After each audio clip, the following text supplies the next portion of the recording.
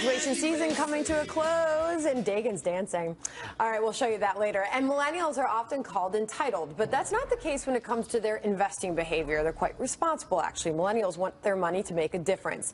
For more on this, let's bring in Jonathan Firestein, Managing Director of Impact Investing at Ascent Private Capital Management. Jonathan, good to have you here this morning. So what is the trend that we're seeing with millennials and their investing? Sure. They're becoming much more conscious about what they invest in.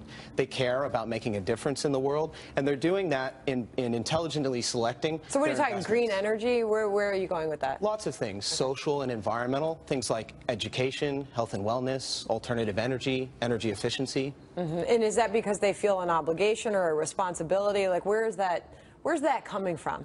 Well, millennials are the first generation to grow up during the information age. This access to on-demand information, we believe, has accelerated empathy for social and environmental challenges.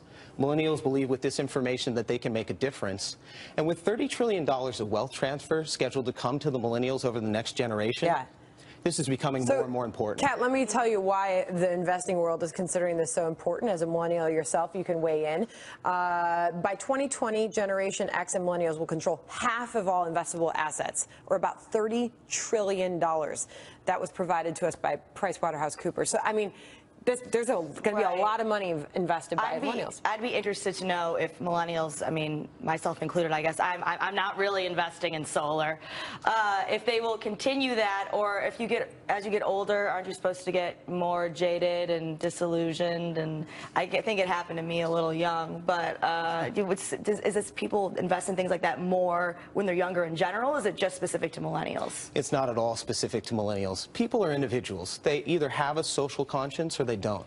And if they do, millennials, Gen Xers, boomers, then they're becoming more and more interested in impact investing and the opportunities that they have with their financial resources to make a difference in the world. Well, if they want to make an impact, you give a donation to a charity, and then you worry about actually making more money through sound investments. Because again, if you lead with, I really want to invest in green energy, then you're not making the best necessarily investment decision. I was not suggesting I do not have a social conscience. I have a conscience, I assure you all.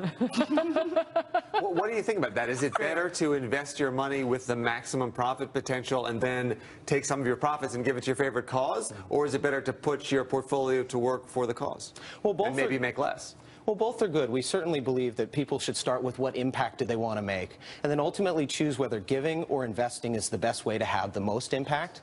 But impact investments are investments in the end. We're talking about stocks and bonds, private equity and private debt, all with traditional investment parameters within them. But if you're a socialist millennial, you should just loan your money to the federal government and only own treasuries, because you would never buy a share in a private company because capitalism's evil. Yeah, absolutely. Got to keep going until all businesses have $0. Bernie everything will be great. That's how they invest. All right, good topic nonetheless, because we're talking about a lot of people and a lot of money. At the commercial, you were saying that the millennial generation now is the biggest chunk of the workforce in this country. So yeah, it is. Right. And they're growing in more and more importance, not only in the workforce, but with their preferences as consumers and investors. All right, Jonathan, thank you for joining us this morning. Jonathan Firestein. Thank you for having me. All right, President Obama making an historic but controversial trip to Japan today. He is now the first sitting U.S. president in history to visit the site of the Hiroshima bombing of World War II.